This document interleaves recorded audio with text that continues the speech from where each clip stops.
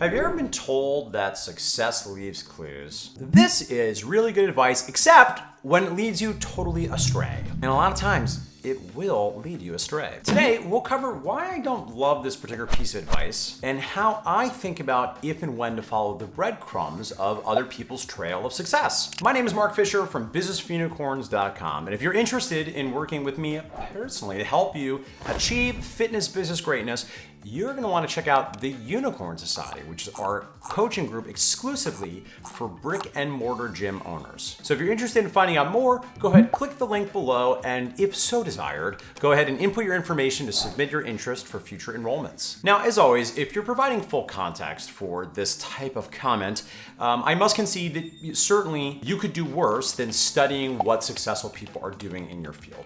Nor am I suggesting that it's really all a matter of luck and that there's nothing to be learned from the outliers. That is definitely not what I'm saying. But what I am saying is, by definition, the outlier success in our and in any industry are usually an amalgamation of positive attributes that combine together to create an exponential effect. So Charlie Munger, one of my intellectual heroes, refers to this as Lollapalooza effects. So in my experience, when you look at outliers, the people who are doing, let's say, crazy numbers of unprecedented success, there's a few things to keep in mind. The first is oftentimes, but not always, they are in some kind of outlier market. There's something about their geography that gives them a specific advantage for, and this is important, for the type of model that they're running. Now, you might think that's because they're in a very affluent market, but in practice, affluent markets tend to draw in a lot of competition. So where I've seen this actually most consistently for the easiest run as a gym owner is relatively economically depressed markets, because you're not going to incur a lot of competition.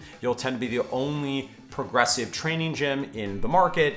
Your employees will have less opportunities, so you have less competition for labor. And I'm usually going to bias towards a market that's friendly versus an operator that's skilled. Having said that, the second thing that you will often see with outlier success is outlier talent. Now, this might sound like a weird thing to say, but some people are just freakishly good at what they're doing. I hope you're seeing part of my intention behind this video is to show you that you can't actually effectively pull apart all these pieces, right? Because if you have a hyper successful operator, but they're not in the right market for them and for their model at the right time with the right staff, they're not going to be as successful. But it is also true when you look at some of the most successful people in the industry, by definition, they are freakishly talented at what they do. They're maybe an amazing coach and or an amazing leader.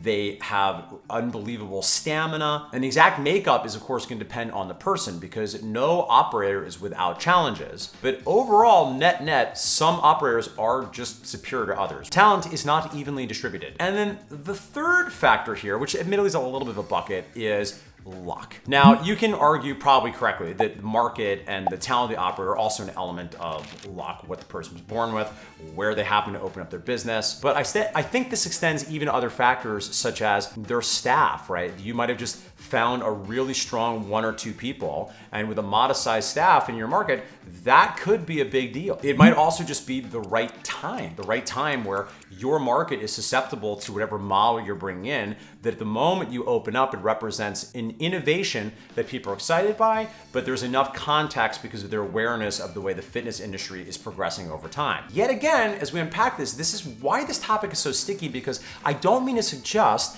that the operator is playing no role in this, right? Because even if you got lucky and you have a couple individuals that are superstars that you have the luck to hire, well, the reality is you still had to put yourself out there. You still had to be the kind of leader this person was willing to work for. But their existence in the market is a little bit of luck, as well as them being open to and or looking for a professional opportunity when you need to make that hire. So I was a little on the fence about even recording this video, because like I said, it can sound a little bit nihilistic. So forgive me as I reiterate yet one more time that your efforts matter, understanding strategy matters, and you have to be careful that you don't want to just look at the people that are most successful in the fitness industry and assume that if you apply the same strategies they did, that in your market, with your skill set, running your model, things are going to work. Because in practice, that's not the case. And part of what makes business so difficult on the one hand, or as I would frame it, so fun, is you're constantly having to unpack